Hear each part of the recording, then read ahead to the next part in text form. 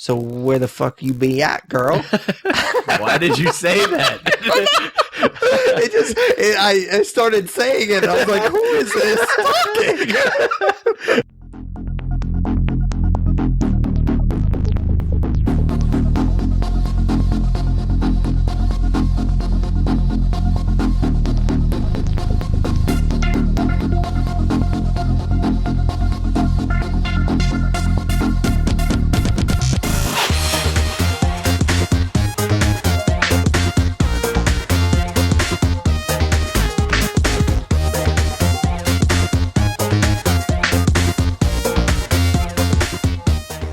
Welcome to another episode of the Nerd You're Looking For podcast, a weekly nerd culture podcast that discusses nerddom through various segments. My name's Tyler Hunt, and I'm here with my co-host, as always, Pat Kuhn.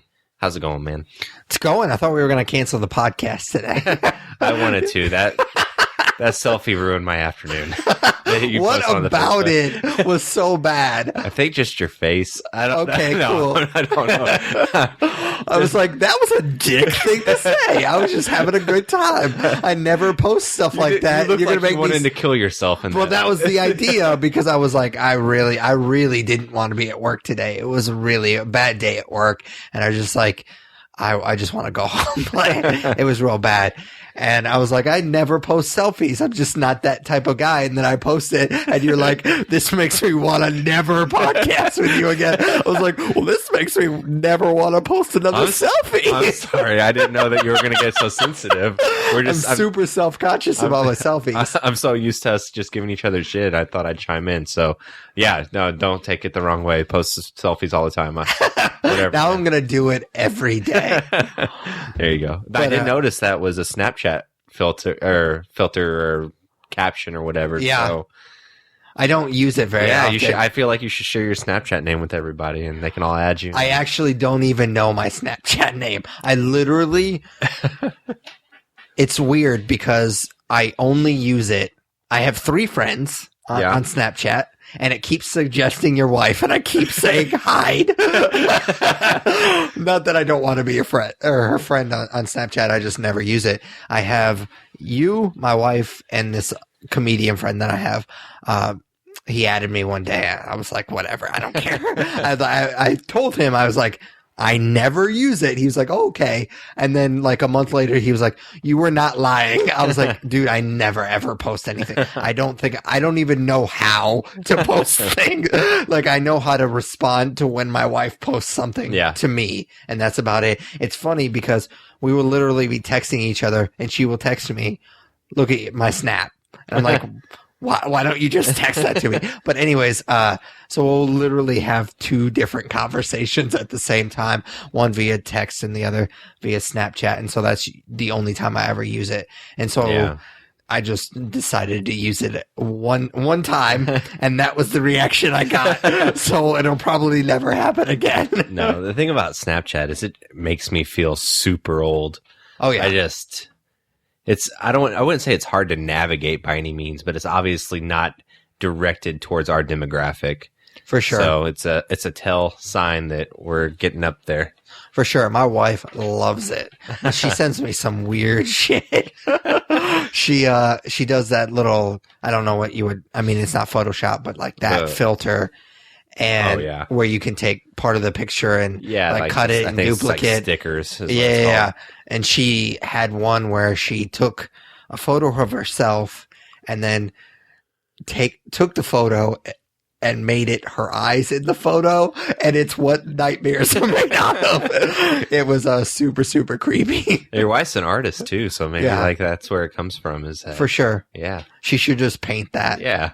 That's not creepy at all. That's another thing that if I walked into your house and that painting was hanging on the wall, I'd probably turn around and leave and say podcast like over. You did the snake at Eddie PopCon. Oh, I haven't told that story. Okay. No. Before we get started, I got to tell that story. So we're walking to PopCon one morning, and we're just chit-chatting, and I think it was like mid-sentence. I was talking to you, so I wasn't paying attention to the people in front of us. All I see is Tyler say, no fucking way, or what'd you say? I just go, nope. No, and then you just turned and walk the other way. And I was like, I don't even remember what I was talking about, but it was like mid-sentence. I was like, I don't know what the fuck his deal was. And then I looked right at the people in front of me, and I noticed that they had a snake. I wasn't aware that you were like a puss about snakes. I'm terrified of snakes. I can't do snakes. So I just kind of laugh, and I mean, you're basically running at this point. And there was a guy behind us, and so I started walking, and I kind of just, because I was walking faster than the girls in front of us with the snake, I just kind of started making my way past them, and I guess they noticed that you had run away, and so they were like, one of the other girls said, you're confusing the people walking by us. And I don't know why I decided to do this, because I never talk to other people. Like I don't generally engage in other people. I just thought it would be funny because I thought it was hilarious that you ran away. I was like, no, he's not confused. And I kind of pointed back. And at this point, you were long gone. You weren't even in the picture anymore. I pointed back and I was like, he's just a pussy. And I accidentally pointed directly to the guy that was just behind us. And he looked super pissed. And I had to explain that I wasn't talking about him. And then I didn't do a very good job explaining. So I just kind of ran away. So it was real embarrassing, but also hilarious. Yeah, no, I don't fuck with snakes, and I'm glad that as you were mocking me, you insulted a stray. So that makes me happy. For sure. So, all right. So if this is your first episode, we kind of just check in with each other in the first segment. We call it What We're Into. So what are you into this week?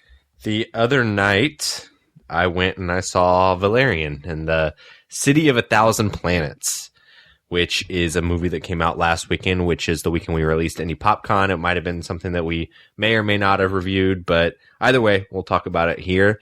So over the years of doing the podcast, I think that I've said this phrase quite a few times in some of the reviews we've done, but I think this movie may exemplify this phrase more than any other film we've done. And that Can I guess it? Yeah. Style over substance. Yes, 100%. Okay. And that is exactly what this movie is. I kind of got that vibe from some of the trailers. Yeah. Oh, 100%, man. I wouldn't call this a bad movie, but it's bloated with bits of incoherent story that I think that was just scripted for the sole purpose of leading to some innovative and interesting set piece where the director, Luc Besson, could, and I don't know if I'm pronouncing, but is it Besson?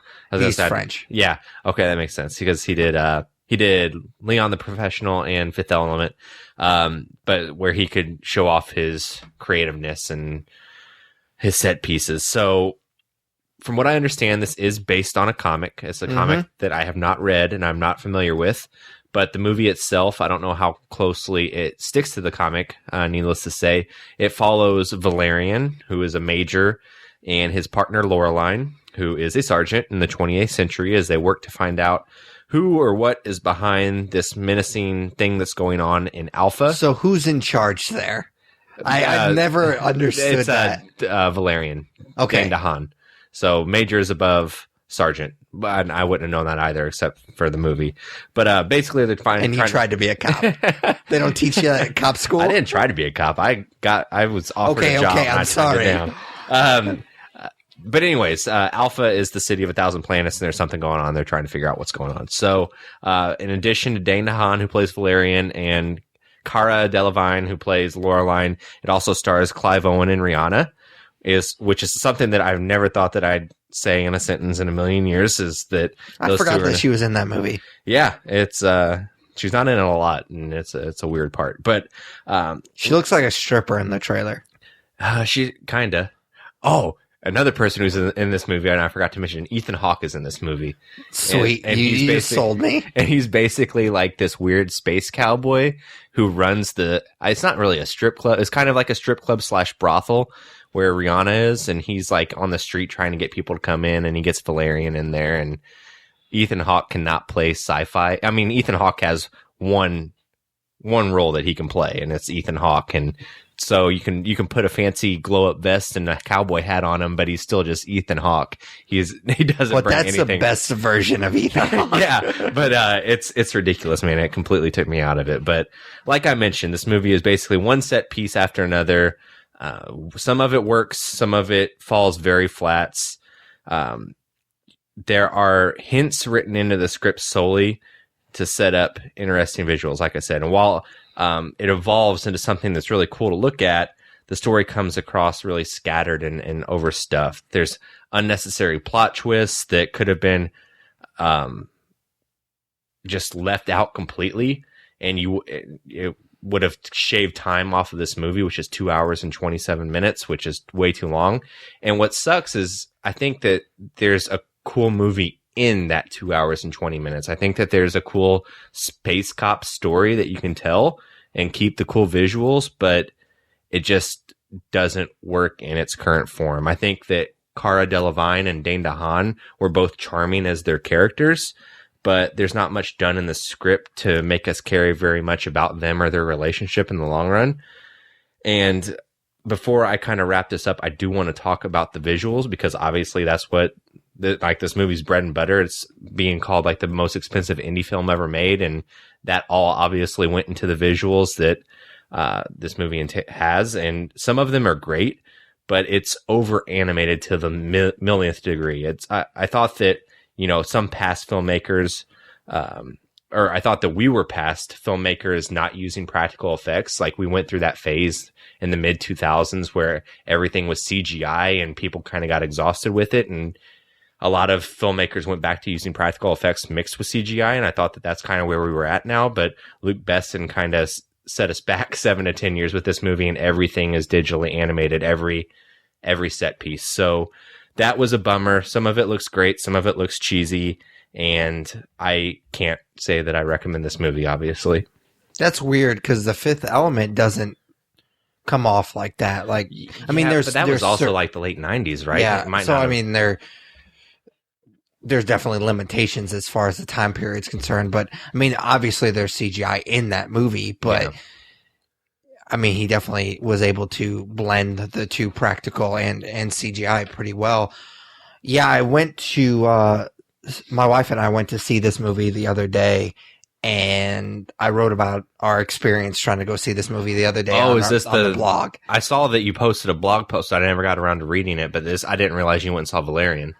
Well, I went to go see it. Okay, gotcha. And so, and the showing, I guess I wasn't paying attention. The showing was the 3D showing, and I fucking refuse to go see a movie in 3D. And if you want to find out why, go to our website, thenerdspodcast.com, and I talk all about it, because 3D sucks, and it will always suck, and don't spend your money on it.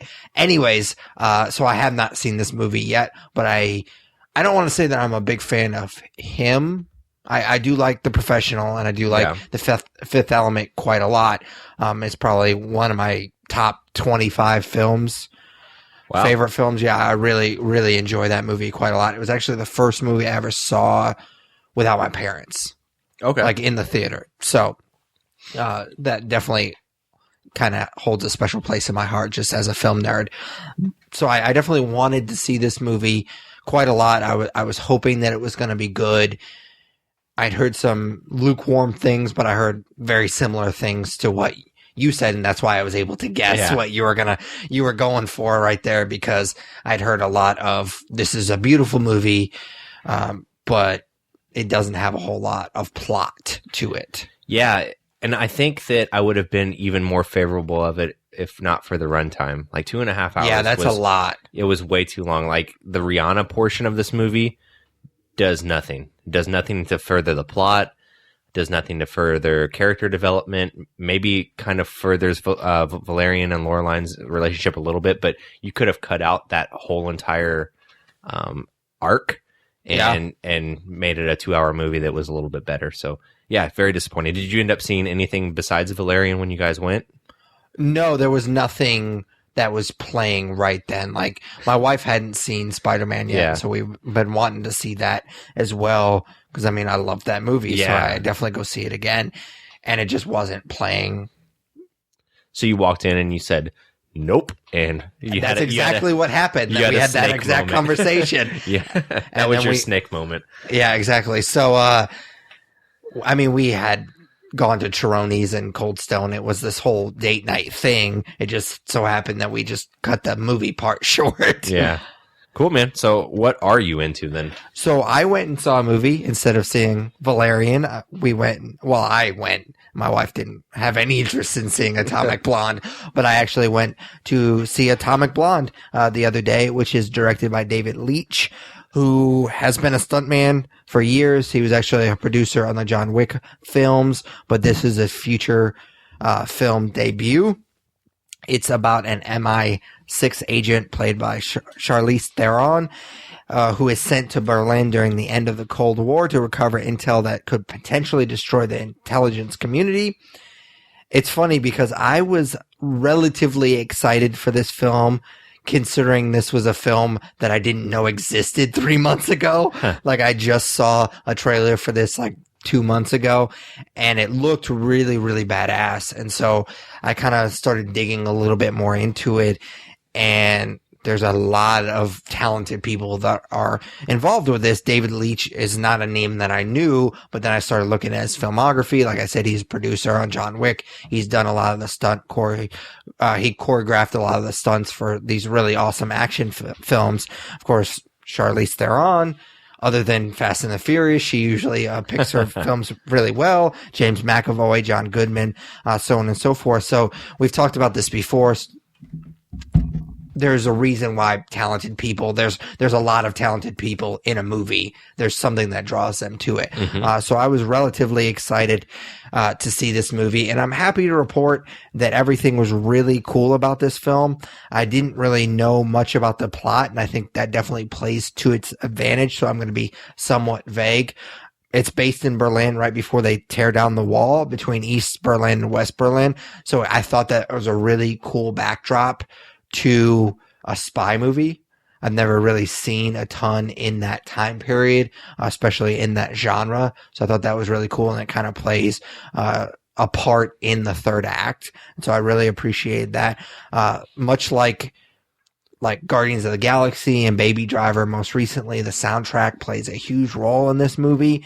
It doesn't necessarily play as big of a role as maybe those other two movies, but it definitely plays a big role. I know that I've read, since I went and saw this movie yesterday, I read that David Leitch was kind of a champion. Like, he wanted these songs. Like, he had a list of songs that he wanted to be in this movie. And I guess he got, the quote was that he got 75% of the songs he wanted to be in this movie. And it was really, really cool because it had a lot of 80s pop, and I really like a lot of 80s pop. So I thought that was really cool. It reminded me a lot of that scene in You're Next, where you have, because there's a ton of action scenes in this movie, and they're ultra violent, but then you have these 80s pop music playing in the background. And it reminded me of that scene where in You're Next, where somebody's being brutally murdered, and they have that pop scene in the back round. And it just made me think of that movie. And I really enjoy that scene quite a lot, which is weird because, again, they're getting brutally murdered. For example, there's a car chase scene where they're playing I Ran from a Flock of Seagulls, which I love that song. And it just really worked with what was happening on screen. And it was a lot of fun.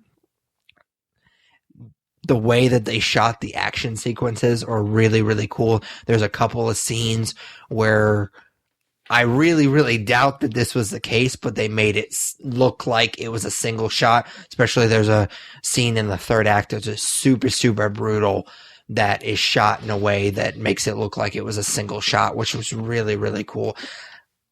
Really super, super surprised if it was, but the way that they cut everything, it definitely looked like it was. So it was really, really cool. I especially like the fact that you see a lot of these spy movies, especially if they're action heavy and they're not just the Cloak and Dagger type of movies, where the spy actually has to fight people. A lot of times it's like Jason Bourne, where he just beats the shit out of everybody and he's never overmatched at all.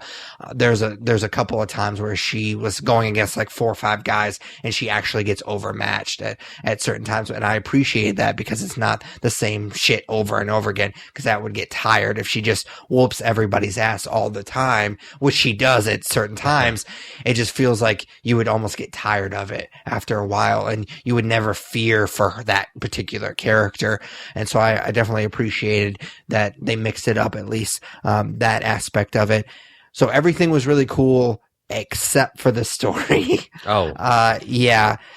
it felt like they kind of polished a turd with this story because, like I said, the way they shot it, the music, the backdrop, the acting, everything was really, really good, except for the story felt really kind of lowest common denominator spy movie. This movie is actually based on a graphic novel, which I didn't know.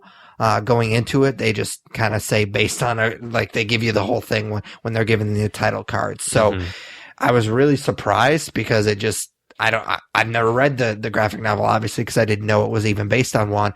So I don't know if this was really faithful to the source material, because if it is, then I don't want to read the source material, because I was pretty piss poor. There was a lot of threads that were introduced that either were dropped completely or not developed at all. They had a ton of stuff going on at once, and none of it was really explained, and so therefore the ending just didn't work for me. There was a twist. There was a couple of different twists towards the end of the film that just did not work at all, because honestly, I didn't really care that much. And they want you to like really feel sorry for a particular character at one moment, and I just don't, because I just didn't buy the relationship, because it wasn't developed very well. And after I left the theater yesterday, I just felt like I was disappointed. Like I left kind of wanting more, just strictly from the story. Yeah. Like I felt like everything else was amazing. So I would definitely suggest seeing this movie. If I had to give it a star rating, I think I would give it a 3. Okay. If you can kind of get over the story problems and just appreciate it for how cool of a movie it is, it's very, very entertaining. Yeah, I was looking forward to this movie and still want to see it. So I will probably see it sometime this weekend. But my expectations are tempered a little bit. So. Oh, yeah, for sure. Cool. All right, so our next segment, moving right along, is just plainly called Comics, because Tyler and I can never come up with good titles for our segments. We read a ton of comics each week, and we like to spotlight one or two. So what'd you read this week? I got caught up on The Flash. So, awesome. I am not caught up. I am at 24 right now.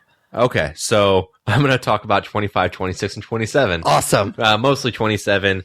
I don't think I will spoil anything. I know there's something big. Yeah. Because comicbook.com has no problem spoiling anything. Those fuckers, right? Yeah. And I noticed with them too, just to take a second with them, they'll try to avoid spoilers in their headlines for like a day.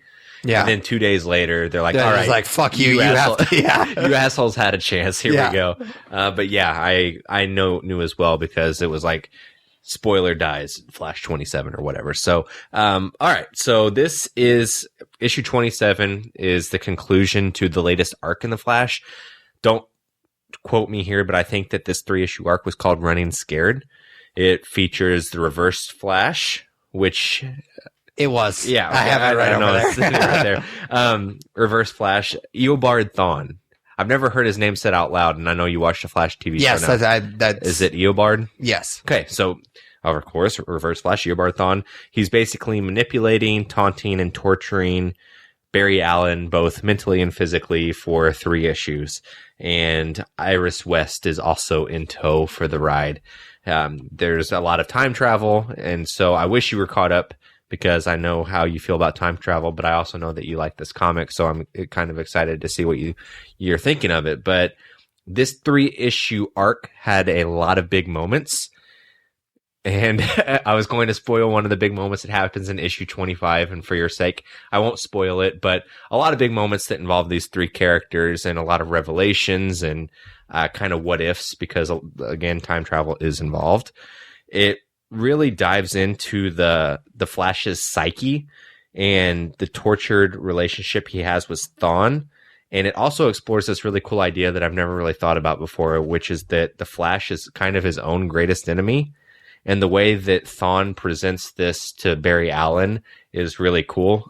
Just kind of how he has tortured himself with things like keeping a secret identity and the things that he's done to alter timelines, so on and so forth. So a really cool dynamic between those characters that I don't know that I've ever really appreciated because I've never been huge into the Flash, but this comic really sold me on that hero-villain relationship quite a bit. This book also, I think it was in issue 26, actually. It explores a future timeline that involves Barry and Iris's kids being assholes.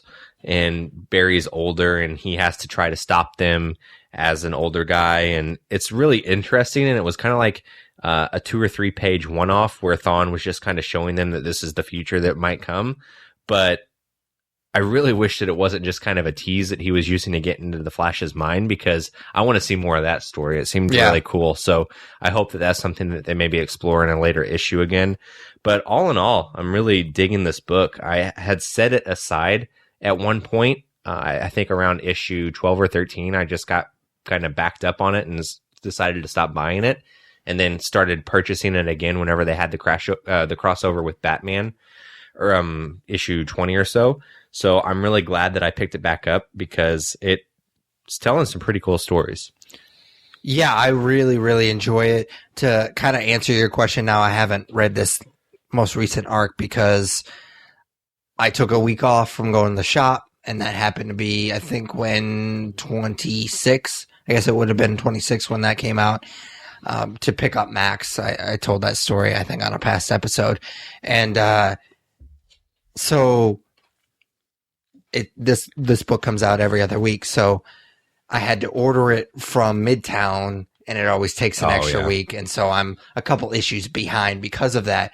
So I haven't read the most recent arc, but I kind of roll my eyes at time travel, but I forgive it because I really, when it comes down to it, I really appreciate the character. I've said this several times on the podcast. He reminds me a lot of the reasons why I love Peter Parker and Spider-Man as a character. Yeah. Him having to balance his personal life and his job and all this stuff. He just seems like a guy that you would root for, and a very vulnerable superhero. So you can kind of relate. Obviously, I can't relate to the superhero aspect, but I can relate just trying to balance all this other stuff. And so I really appreciate the character of Barry Allen a little bit more than the character of the Flash. So I forgive that stuff. Gotcha. Yeah, no, that's interesting. That's an interesting take on it. But yeah, you'll have to get caught up and let me know what you think, because I thought that, most arcs like that are longer than 3 issues, and they were able to fit a ton of good stuff in a short amount of time. So it's good stuff, man. All right, cool. I didn't even know you were reading it, to be honest with you. Yeah, I started it whenever Rebirth started, and like I said, I dropped it a while ago, but I've read it ever since they did the Batman crossover. I like the stuff they did with Green Lantern, and I'm really, really digging it for sure. So, all right, cool. Yeah, what'd you read this week?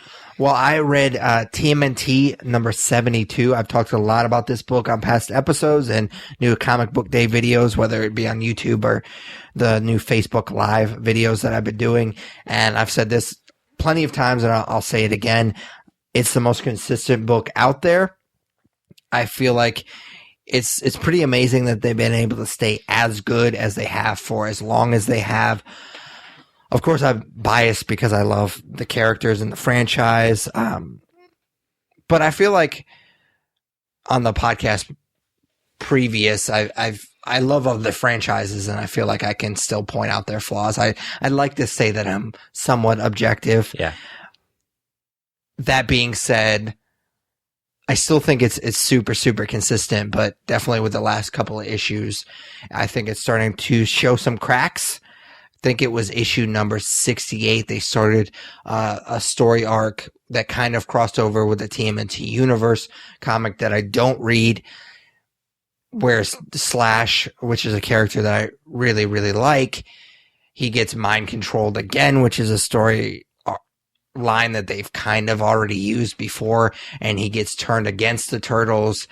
And I just didn't really like the way it went. I'd rather see Slash as a ally than an enemy, because I really appreciate that character. And so I just wasn't feeling that story arc. And then this newest story arc involves a family of immortals who kind of live in secret and kind of have this game that they play in the background with different humans and stuff like that. And this group is called the the Turtles call them the Pantheon. They don't refer to themselves as that, but that's just kind of the name for them. And some of the characters we've seen before, there's basically an immortal witch that has played a part in this whole TMNT universe for a long time now. She's kind of the driving force. There's a lot of reincarnation stuff, especially in the origin story at the beginning of this comic book. And she definitely has played a major role in that. So I appreciate that particular character. And she's a member of this pantheon. So I like that character, but then there's another like Rat King character that we've seen him before, but his stuff was super trippy and really weird, and I didn't really like him that much. So anytime he ever showed up, I just kind of rolled my eyes and just kind of grit my teeth and just bear through it until he leaves in a couple of panels, and then we don't see him for 10 issues. So I really just don't care about the Pantheon. I really just kind of want them to go away.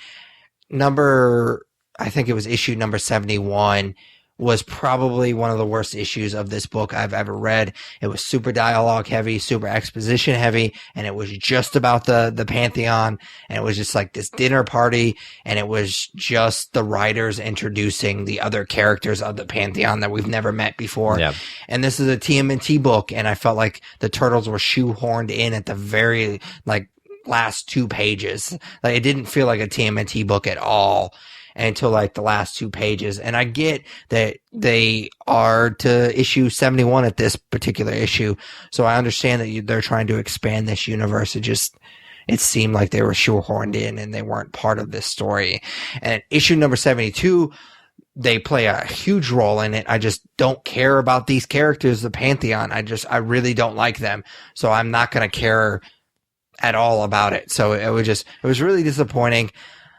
I will say that if you're not reading it, I definitely, despite the last couple of story arcs, I definitely suggest maybe picking up the volumes, because it would take you a while to collect all the issues, but definitely pick up the volumes or something like that, because they're really, really good. Especially the City Fall story arc is probably one of my favorites, maybe of all time, but I know that's kind of knee jerk. But it was just really, really good book. I feel like the last couple of story arcs are starting to show cracks. Maybe they've started to kind of run out of good ideas for this book. Yeah, that's definitely disappointing, but 72 issues in. Although, they're such rich characters. You think that there's great stories there. So, but not everything's a winner too. So yeah, I don't know. At times, and I felt this way in the past, I think they're having a hard time deciding really what they want to do with the book at some times, because sometimes it's really, really heavy, especially with the City Fall stuff. It's super, super heavy. And I don't want to say it's grounded because they're mutant turtles. So, and they've been reincarnated, and there's this whole other there's just a lot of goofy stuff that happens in this book, but sometimes it gets a little cartoony as well. And I think they have a hard time juggling that a little bit. So I still really, really like this book. I love the franchise. And like I said, it's one of the most consistent books out there. But like I said, it's definitely showing some cracks here recently. Yeah, that's a bummer. All right. So are you ready for some nerd news? We should have some good stuff because we've had a couple of weeks and Comic-Con just happened. So. Yeah. So, obviously last week we did post our PopCon episode. So 2 weeks worth of nerd news, and it doesn't hurt that Comic-Con was thrown in there as well. Surprisingly, I only have 4 things, though. I don't know. Comic-Con this year, it seems like every year it's very footage heavy, and then they don't release the footage. So there's not much to really talk about here between us. But yeah, I felt underwhelmed. I almost said overwhelmed. I felt underwhelmed because you just, especially with the E3 stuff. Yeah. There was so much that came out from E3, and that's kind of the video game version of Comic-Con. And not that they're competing by any means, but it just felt like we got so much with that. And then I just, because that just happened, I expected so much out of Comic-Con. Yeah. And it just, there was some cool trailers, don't get me wrong, Yeah. and there was a few things here and there, but there wasn't that big story that we always have at Comic-Con. Yeah, that definitely. So that it goes one of two ways. There's cool footage, or they announce something, and there wasn't really any announcements. So that being said, not a ton of stories, but I did want to start off, since we haven't recorded, I guess, in a couple weeks since George Romero passed away. I did want to call that out, especially your affection for his work. Yeah, I remember I didn't even find out the usual way, which I think it was actually, not that it matters, but you had actually texted me, and that's how I found out. And yeah, I mean, it was definitely a bummer. I mean, it seems weird that I got as upset as I did, considering I'd never met the man. It's just like, I felt the same way with Harold Ramis and Robin Williams, and of course Carrie Fisher. It just, you don't expect it. Like, I mean, it seems silly because they're human beings, and obviously he was getting old, but it just, they've been a fixture. Yeah. And it just, the fact that it just happens. I mean, it wasn't right off the bat, like, because I don't know him personally. It was just, I didn't even know he was sick. So it was definitely a bummer. Yeah. I think, so obviously it's a bummer that he passed away, and I mean, for sure. But I think the biggest bummer is that he wasn't celebrated enough. Oh yeah, for sure. Later in his life. And granted, like, I haven't seen the movies, but it sounds like some of his final movies were not fantastic. No, but I don't know if this is necessarily time or the place. No, but I mean, and that's kind of why he fell out of the spotlight. Oh yeah, for sure. But that's, and he didn't necessarily have the most celebrated genre anyways. Yeah, but you saw all of these people. It stinks that somebody has to pass away for everybody to talk about what a genius they are. Yeah. I wish that he was more celebrated in his life as he was after he passed away, and that, there were more interviews out there with him. And this is weird, but like, if he had done more like like Kevin Smith had him on a podcast or something like that, would have been cool, to just hear his story and hear,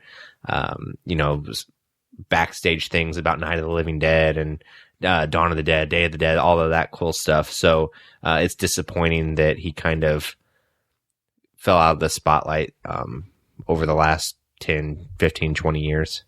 Yeah, but did you ever watch the documentary? I'm looking up the name of it right now. I think it was The Birth of the Living Dead. No, I haven't. It was really, really good. And I mean, most of the documentary, it's Birth of the Living Dead. Okay. Most of the documentary is just him talking about the movie. So he did do that. It was really, really cool.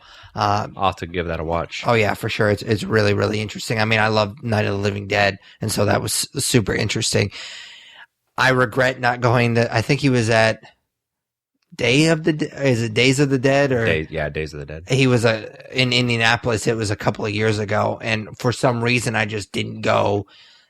And I didn't have any idea that this was going to happen. I was not going to have that opportunity again. I was really, really bummed about that. But I don't know. Like, I completely agree with you. It sucks that people are now just talking about him because he's made some really great films. One of my favorite Quentin Tarantino quotes is that he said that, because he always went by George A. Romero, and everybody would ask him, like, what does the A stand for? And Quentin Tarantino once said that the A stands for a fucking genius. So I always love that. I thought about that the other day and I just laughed. So yeah, I mean, he's fantastic. I posted on the Instagram. I have him tattooed on my leg as a zombie. And so I was just like, now I get to look down and think about how awesome his movies were. Yeah, man, so. he birthed the genre, and it's like one of the original indie filmmakers. So for sure, pretty cool stuff. So switching more towards the Comic-Con stuff. I don't know that this was necessarily announced at Comic-Con, but it kind of broke around Comic-Con, and that is that Fox is potentially developing a Doctor Doom movie. Yeah, with I forget his name, and I apologize, the guy who does Legion. And that Dan Stevens might also be involved. Noah Hawley? That sounds right. And then Dan Stevens, who's on Legion, may be involved, I would assume, as Doctor Doom. And did you stick with Legion? No. I did not. I got, I think, 4 or 5 episodes in it, and I was like, it reminded me a lot of Fargo, except for I don't give a fuck about the characters. And I know that's lazy analysis because he did Fargo, but it just, I don't know. I appreciated what he was doing. I just didn't dig it. I got so close to the end of the first season too, and I don't know. Maybe whenever the second season's rolling out, I'll finish up the last 3 episodes. I think that I didn't finish, but it was a hard watch for me. It's just too out there, I think. Yeah. For a superhero show, and maybe that makes me sound like I like simple media, but come on. It's an X-Men show at its heart.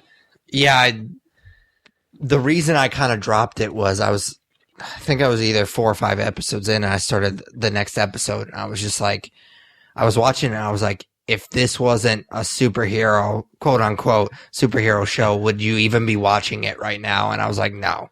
Yeah. And so I was like, I'm not gonna fake this. Yeah. Yeah. No. So I don't know. I may never go back to it. So.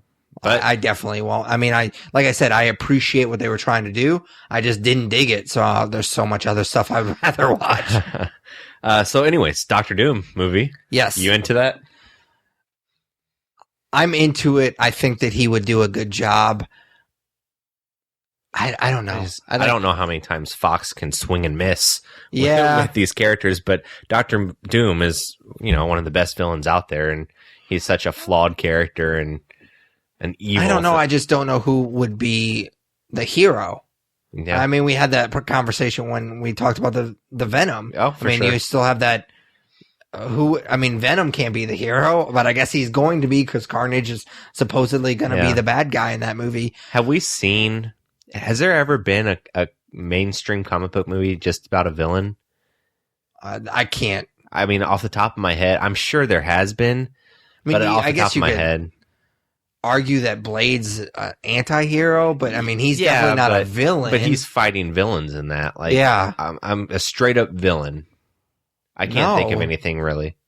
I mean, because it would be so Hollywood's such pussies when it comes to stuff like that. Like that would be hard to franchise. Yeah. So I really doubt it. I can't think of anything off the top of my head. But you can't. I don't think Doctor Doom is a big character within the Marvel universe, so he's not just a Fantastic Four villain. But he kind of is. He's not just that, but he is mainly a Fantastic Four villain. So how do you do it without having the Fantastic Four? Because they're not going to do that again, at least not for a while, unless that's what they used as the kind of their, hey, we did a Fantastic Four thing, so you can't take away the rights again. So, well, there was a rumor. I wasn't going to bring it up, but there was a rumor they were going to do another relaunch of Fantastic Four as a kid-friendly version. Yeah, because they were going to have, what's his name? Francis? Because they have a son. Oh, yeah. And, they have a son. Don't they have like a litter of kids in the comics? Yeah, it's not their kids, though. Okay, whatever. I don't know. I gave up on that book, too, before it ran its course. I really liked that book quite a lot before it ran its course. But anyways, I like the Fantastic Four, and I always have. Yeah. Well, you might get some more shitty movies then. So next we'll go to Marvel Studios, and there was some news released about Captain Marvel. We talked a couple episodes ago about how Samuel L. Jackson was going to be in Captain Marvel. And now it turns out that Captain Marvel will be a bit of a period piece. It's going to take place in the 90s. Okay. And that it's going to involve the Kree-Skrull War as well. So I'm pretty excited about that. Yeah, that's pretty awesome, right? I don't know how they're going to do it, but I'm definitely excited about it. It's weird that they're backdooring those characters in. Yeah, I don't know how they're going to exactly do that with the timeline. Because, I mean, obviously they're going to use Nick Fury as kind of the glue, and we've talked about that. And for what it's worth, they announced that he'll have both his eyes in this movie. Oh, really? Yeah, so I did not know that. Maybe we'll see how he loses his eye. That'd be pretty cool. But I don't know why you announced that, but yeah, I mean, they're not necessarily, the Marvel Studios movies are definitely not grounded by any means, but this would be a big step kind of moving more towards the comic books. Because if you think the Marvel Studio movies are kind of ridiculous. Just read comic, and you don't read comic books. It gets a lot sillier in some of the other books. So I'm definitely excited about that concept. Yeah, I am as well. And I wonder how that'll factor into the world we already know. Because you'd imagine that somebody out there, which ones are the shapeshifters? The Kree or the Skrull? I thought it was Skrulls, right? Yeah. So who know? I mean, are they going to say, "Oh, this character was a Skrull the whole time," and that kind of stuff? So we'll see. It'll be cool though. And her movie comes out. I think it's one of the first movies after Infinity War, but she won't be in Infinity War. Yeah, I think allegedly. That's right. So maybe she'll be in part 2, or I mean, where's she been all this time? Is she out fucking around in space? That's the thing that I'm nervous about, because how do you fit her into the timeline? Yeah. Because she did this big thing. You would think that this war would be a big thing within this universe. So where the fuck you be at, girl? Why did you say that? I started saying it. I was like, who is this talking? I thought you were having a stroke. I kind of did. All right. So last story I have, I hesitate to bring up because I just don't like talking about this with you, but it was the only footage shown at Comic-Con that was actually released to everyone. So I do have to bring up the Justice League. Okay. Because they released about, I think it was like 4 minutes, 20 seconds of footage at Comic-Con. And right before Comic-Con, there was like the whole shit about Ben Affleck being not going to be Batman anymore. Which didn't end up being true. But yeah, I mean, who knows? Maybe he got up there and Warner Brothers stuck their hands up his ass and worked him like a puppet, but he went on this whole thing about... That'd be a really interesting movie, actually. Why the fuck would I not want to be Batman? Batman's the greatest character ever. Matt Reeves is a fucking genius. I'd be an ape on the ground for Matt Reeves, so on and so forth. So I think that Batman is the glue of this universe, and if he's not in it for the long haul, it's probably better to replace him, because, you want Batman to pop up like he did in Suicide Squad and these other movies where, Gotham City Sirens and Suicide Squad 2 or whatever, Nightwing, Batgirl. There's a lot of Bat properties coming, and if Ben Affleck's not down to show up for a scene or two when needed, then you might as well kind of figure it out now. But anyways, I'm going to take a guess that you did not watch the Justice League footage. Nope, never even considered it. Yeah, no, it's not. I mean, it's not bad. I'm trying to not get my hopes up for this movie because DC's 1 for 4, right? So, not. Oh, Wonder Woman. I was like, what's the one? Yeah, 1 for 4, Wonder Woman. And I forget that it's even in there because it feels like it's not even a part of it. But I mean, it's so far and away better than any of those movies. Yeah, I mean, so Justice League, obviously they're going through reshoots and stuff, and Joss Whedon's finishing up the movie, but Zack Snyder's stank is still all over it. And there was also a story that said that Zack Snyder and David Ayer wouldn't really be part of things going forward. So I think that they're aligning, but again, how much is too little too late? But for what it's worth, the 4 minutes 20 seconds of footage they showed was pretty cool, but that's also 4 minutes of a 2.5 hour movie where God knows what happens. So we'll just cross our fingers and hope that it's fun.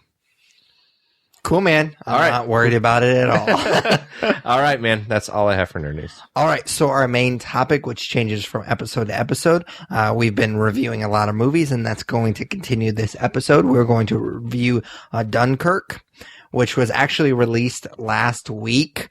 So we're a week late on it, but since we released our Indie PopCon episode last week, we're going to review it this week. So this movie was written and directed by Christopher Nolan, and it tells the story of British and French World War II soldiers who were trapped on the beaches of Dunkirk and how they tried to escape using any means necessary.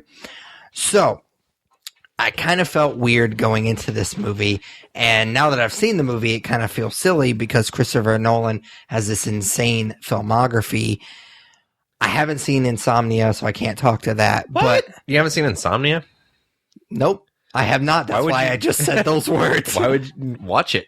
I don't know why. It's been in my list on Netflix for a long time, and It's on Netflix and you haven't watched it? What the fuck's wrong with you? It's like right there. Well, at least it was. I don't know if they took it off, but yeah, it was in my list for a long time. He's had this insane filmography, and really the only one other than Insomnia, because I've never seen it, that I felt disappointed by was Interstellar. And so that was just the last one that I've seen. So I've kind of had this weird taste in my mouth with Interstellar. I know that you liked it. Interstellar grew, and not only did I like it when we first saw it, but it grew on me pretty hard. Really? I've really only liked that seen movie. it once since we saw it in theaters.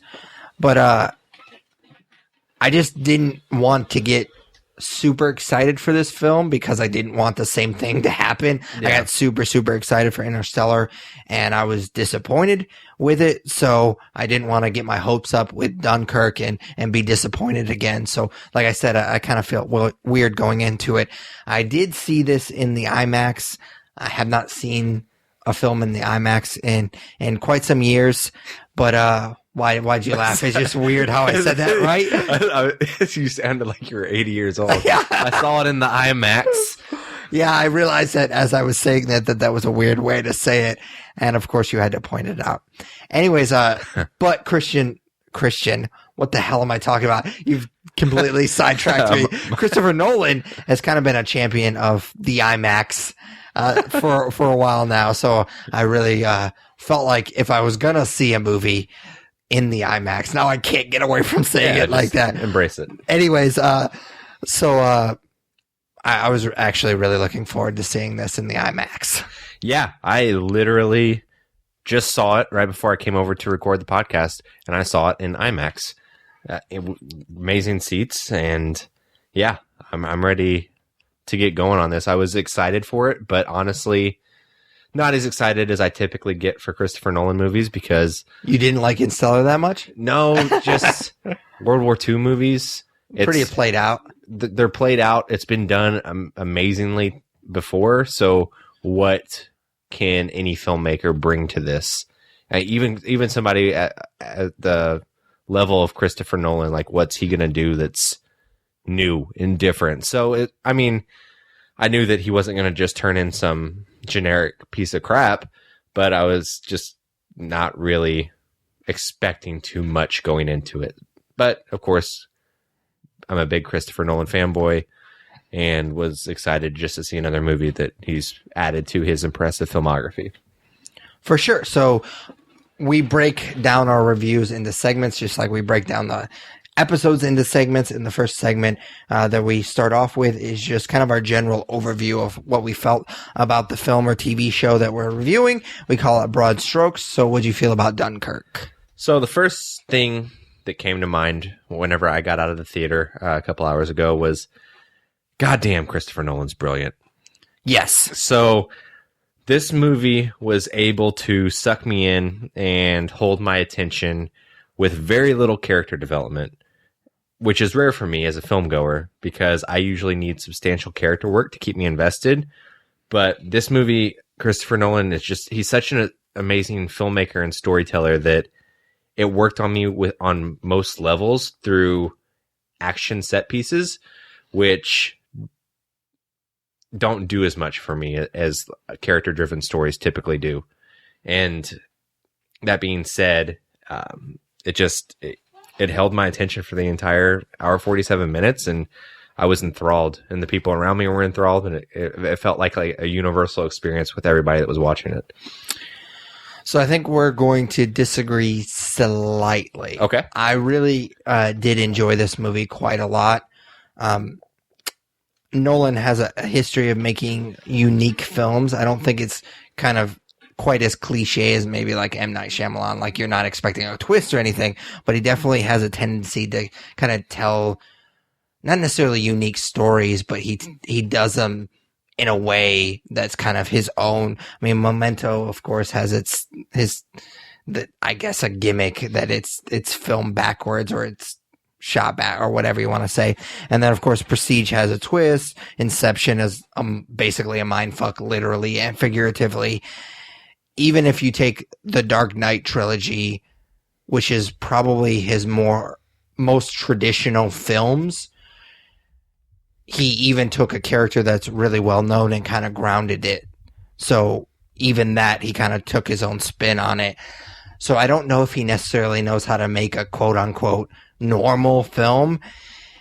And he definitely, it's worked in his advantage. Like, I think that he's a phenomenal filmmaker. He definitely, you can see one of his films and you can't mistake it with somebody else. Like, you know that you're watching a Nolan film.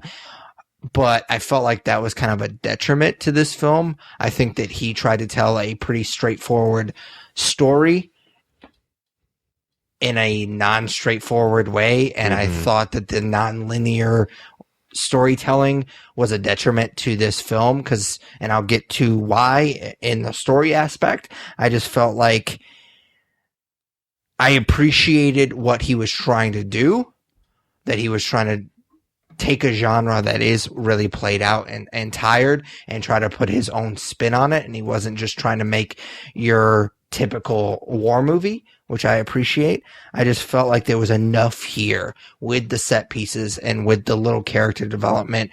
And the acting I thought was actually surprisingly good considering some of the casting choices that he made. But I felt like there was enough there that he didn't need that.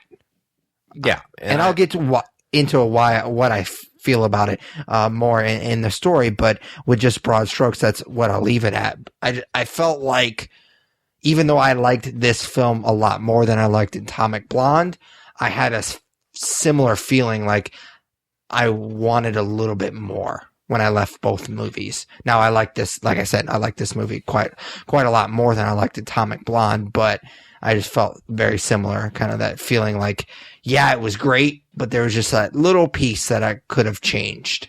Yeah, and I have a few notes about the nonlinear storytelling as well once we get there. All right, so let's just jump right into the story then.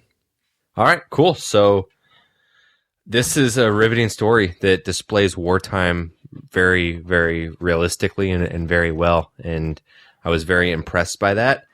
It tells an interesting story from World War II that I wasn't familiar with. I'm not a history buff. I had never heard of what happened at Dunkirk and was not familiar with that story. So we talked about a little bit ago how the World War II, I wouldn't call it a genre, but that stories about World War II are kind of played out and have been done really well before. So what new was going to be done there? And I thought that Christopher Nolan tackling this was a good idea, because I don't know that is it a really well-known story? I had never heard of it. I knew of it. I have a history degree. I know of it.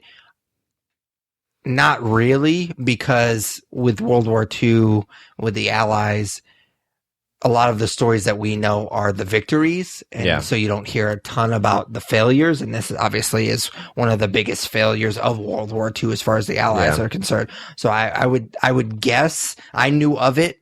I literally had to take a class in college that was World War, like that. That's what it covered. So I knew of it, but if I had to guess, most people didn't know of it. Yeah. So all of that being said, I think that it's tough to talk about the story because, like I was saying in broad strokes, it's almost an hour 47-minute action piece.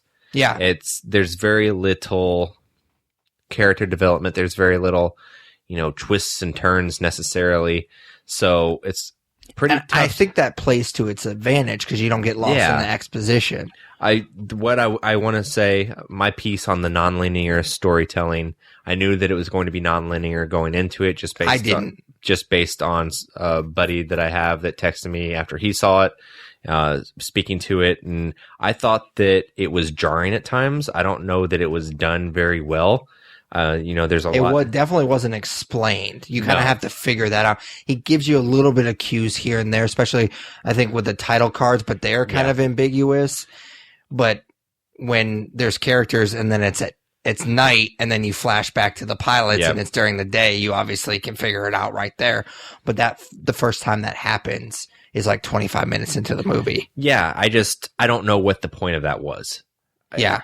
I would hate to use the word gimmick with somebody like Christopher Nolan. because even though Memento did it that way, I wouldn't call it a gimmick in that movie. No. But in this movie, that's kind of what it reminded me of. I think that you could have had just as strong of a film telling the story completely linear. So I agree with you there. I don't think that it needed to be nonlinear, and I think that it kind of took me out of it a little bit. I wanted to sit there and watch this hour 47-minute set piece about what happened at Dunkirk, and instead I was kind of scratching my head a couple times trying to piece together exactly what was going on. So I wasn't a big fan of that.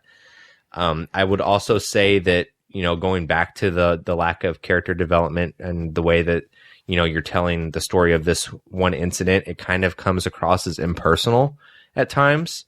You never really, there's a couple characters that you kind of feel for and you kind of get to know a little bit, but for the most part, most of the people you met, I kind of felt impersonal towards. But those are the only negative things I have to say about the movie because, again, it was really strong and it was really captivating. Yeah, like I mentioned in broad strokes, it wasn't necessarily the story that I had a problem with. It was just the way that the story was laid out. It's a pretty straightforward story.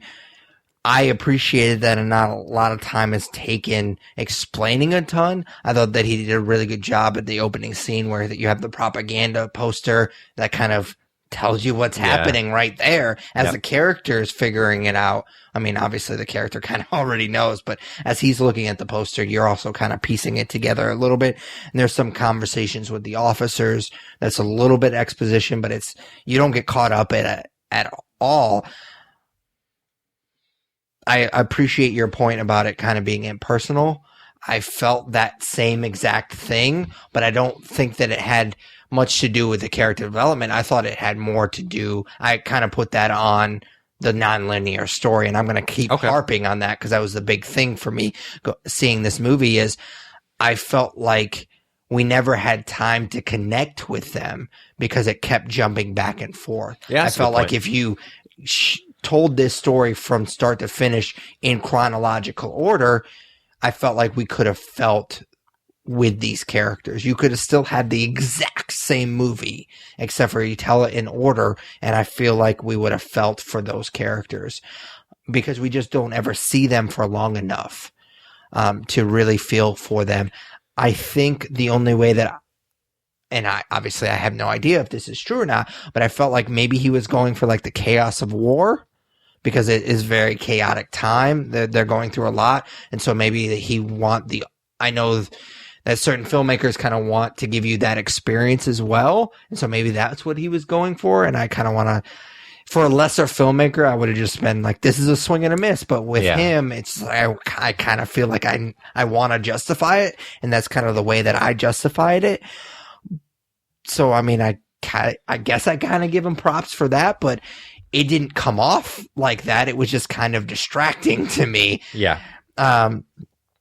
Like I said, I just feel like there's plenty of good stuff with the set pieces, with the score, especially with the aerial scenes. That was phenomenal. I thought that was amazing. I'm glad that I saw it in IMAX. Oh, for sure. I mean, that was just phenomenal. There's plenty of great stuff here. He didn't need to lay it out the way that he did, and it was super distracting. I know we keep harping on it, but that was, like I said, that was my main thing with this movie. I wish I could just see this movie in chronological order, and I feel like I would have enjoyed it much, much more. Gotcha. All right, so moving right along to performances, what did you feel like they did? I didn't feel like there were any poor performances in this movie. I don't know that there wasn't a lot asked of the cast from like a delivering lines point, but there's a lot that they're asked to do through expressions and body movement and being fatigued and so on and so forth. And I thought that everybody delivered on that. You kind of mentioned that some of his casting choices were not out there, but different for him. Kenneth Branagh is a very seasoned actor, and then you have like the usuals like Tom Hardy and Cillian Murphy, but then you have Harry Styles from One Direction, which took me out of it a little bit, but I mean, he was fine. I didn't have any problems with any of the acting. I thought something I do want to point out is tons of extras in this movie. Oh yeah, for sure. And how he was able to get them to all act in unison, and especially whenever they're reacting to bombs being dropped. I thought that was really powerful.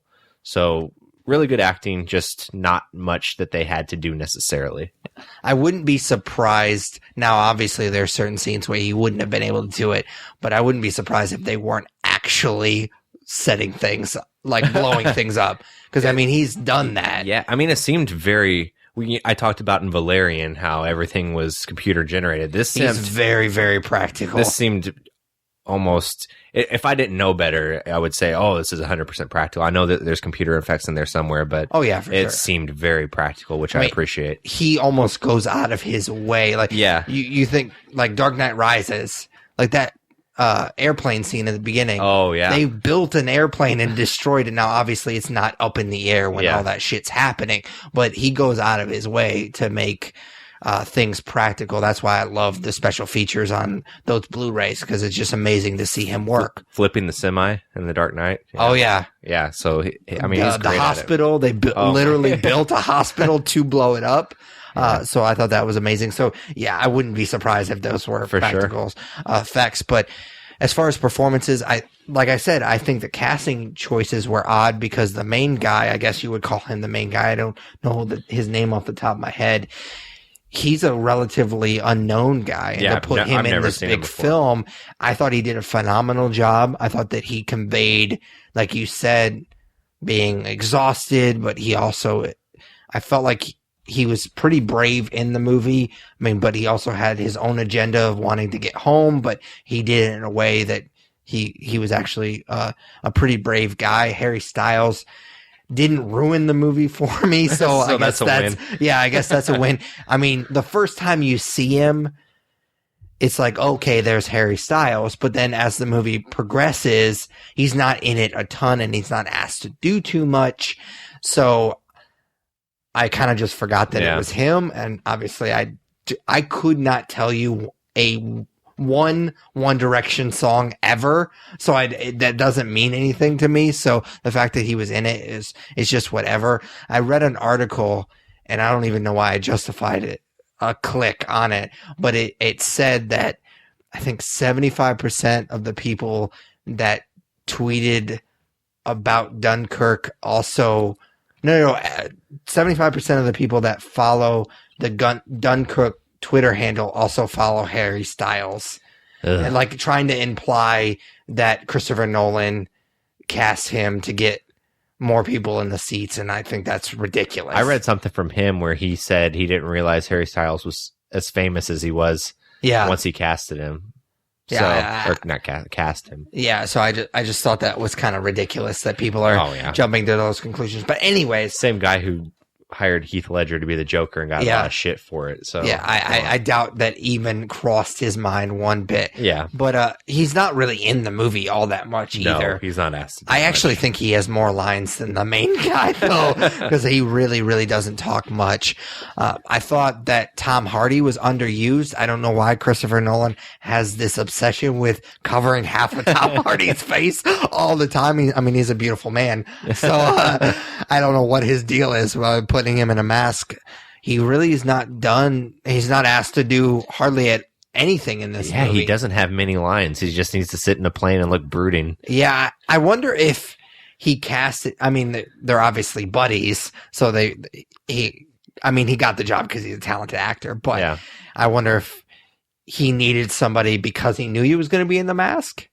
Yeah, that maybe he needed somebody that he knows can act without certain facial features. I don't know. Again, that's me just justifying something that I didn't particularly understand because it's Christopher Nolan. If had been anybody else, maybe I wouldn't just try to justify it. But I thought that everybody else was pretty good. I mean, there wasn't a bad actor in this movie. Oh, for sure. All right, so moving right along to the action. We've already kind of covered it. It's amazing, especially seeing it in the IMAX. I love how you're owning it, man. Yeah, I'm just what do they say? You turn into the swerve or what? Anyway, never mind. I think that there is some kind of phrase that sounded like. So I won't accuse you of having a stroke there, but Yeah, no, I think that's it. I think I nailed it. But yeah, I just into the swerve. I'm gonna look it up. I'm googling it right now. No fucking way. Yeah. But anyways, yes, action is fantastic. Seeing it in IMAX was a great decision because the fucking sound and just the bigger picture was amazing. It's awesome that 10 years ago, Turning into the slide. So I was pretty goddamn close. that makes more sense than Swerve. But Yeah. No, but 10 years ago, Dark Knight had 6 scenes that were filmed with IMAX cameras, and now I know that he's done it in past movies since, but the fact that he's able to go out there and film an entire movie, especially like this with practical effects with an IMAX camera, it was beautiful. The sound was amazing. The picture was amazing. The action was obviously the biggest part of this movie for me. Yeah, it was amazing. It felt real. Yeah, it seems weird saying that it's beautiful because it's a war movie, but I mean, all the scenes were just filmed just beautiful.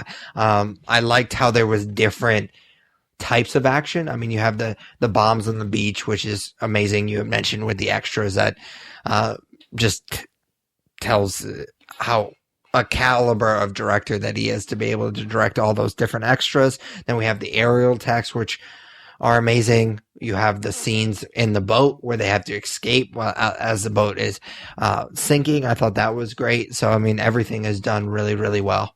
Yeah, for sure. All right. So just put a bow on it. What's the star rating for Dunkirk? I'm giving it a 4. I am also going to give it a 4.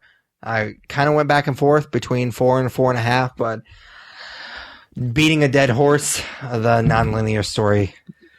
Yeah, I went back and forth as well, but for me, it just this is a really good movie, but I don't know. I don't know. I need to sit down and look at my rankings of Christopher Nolan's movies, but I'd imagine this would fall somewhere in the middle of the pack, maybe lower middle, because he's done such great stuff. So I think you like The Prestige more than I do.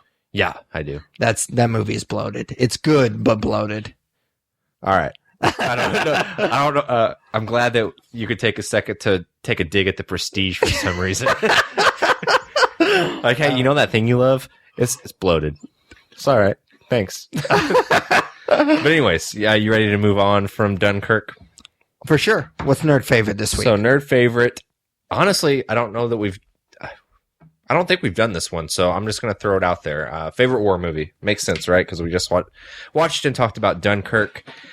For me, it is... I went back and forth on a few because there are some amazing war movies out there, but the one that I get the most enjoyment out of, and again, this is favorite, not necessarily best, although some people might say it's the best, is Inglourious Bastards. Okay.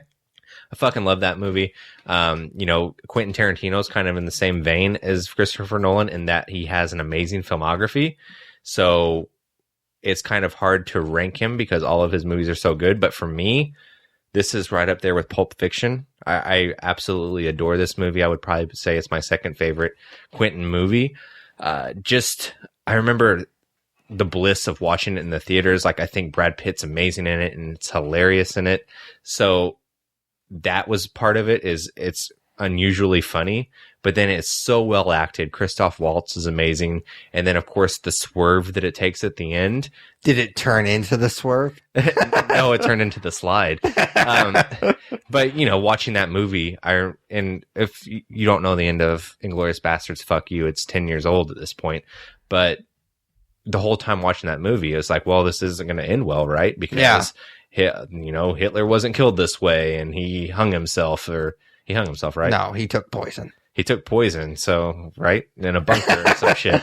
So that's how this movie has to end. And the fact that he decided to just completely rewrite history in this movie was amazing. And I remember the crowd just loved it. And it's a movie that I watch pretty regularly. So definitely Inglourious Bastards for me. So I thought you were going to go with what I feel is the most obvious choice. And so I was going through my head. I was like, okay, well, I'll just pick the other one, which I was kind of having a hard time between The Deer Hunter and Inglourious Bastards. But since you didn't take the obvious choice, which is Saving Private Ryan, I feel like that is the war movie every other war movie wants to be, because I think that it has everything that you want from a war movie. I mean, you have the storming of Omaha Beach, which is just fantastic. Some of the action sequences are just amazing. You have the brutality of war in those sequences, but then you also have the psychological stuff. You also have the camaraderie. I just think there's Vin Diesel. You also have Vin Diesel for sure. Before he was awful, he's actually pretty decent in that movie because he's very. I wouldn't even want to say underused, because I feel like he was used just the perfect amount.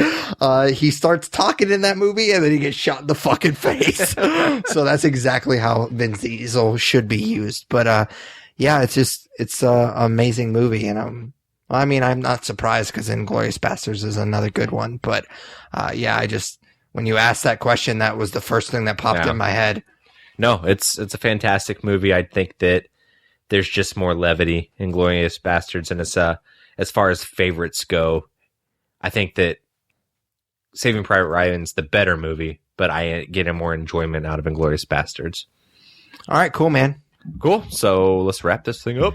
All right. So that's it for episode 151 of the Nerds You're Looking For podcast. As always, you can subscribe, rate, review us on iTunes, Stitcher Radio, basically any good podcatcher you use, we're on it.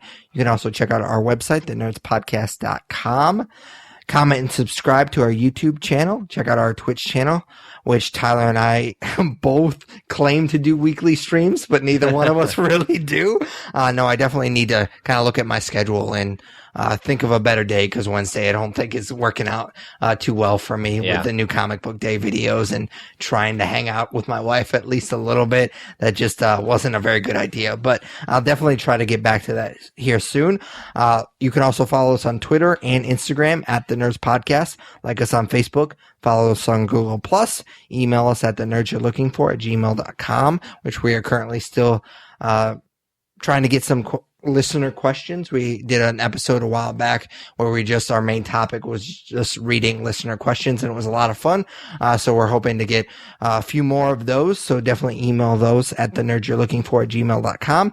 And finally, you can vote for us for Podcast of the Month at podcastland.com. For Patrick Kuhn, Tyler Hunt, we are the Nerds You're Looking For. Take it easy, guys. Later, guys.